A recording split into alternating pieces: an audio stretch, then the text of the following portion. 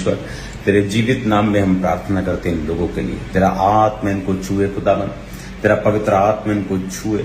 एक एक जन खुदावन, एक एक जन जो इस इनविटेशन को देखे, एक डिलीवरेंस मीटिंग्स को अटेंड करे, एक बड़ा छुटकारा उनका और उनके परिवारों का हो खुदावन।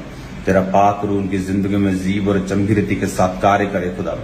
तेरा पवित्र आत्मा उनको छुए और जीव और चमकी रीति के साथ कार्य करे खुदावन। तेरे जीवित नाम में वो रेवल्यूशन जो आपने मुझे इन मीटिंग्स के लिए दी है, उनकी जिंदगी को सेम ना रहने देगी खुदावन। हम तेरे दूतों को भेजते हैं, लाखों लाख दूतों को भेजते हैं खुदावन लोगों के पास, उनके रास्तों को साफ करने के लिए, सही सलामत लेके आने के लिए। पिता, हम तेरी बड़ी महिमा को कल देखेंगे, तेरी बड़ी महिमा को इन 7 हफ्तों में देखेंगे, प्रभु यीशु मसीह के पवित्र नाम में, आमीन। God bless you all. God bless you all. एक बार फिर से आप इनवाइटेड हैं, सभी जन पूरी तैयारी के साथ आत्मा से भरकर कल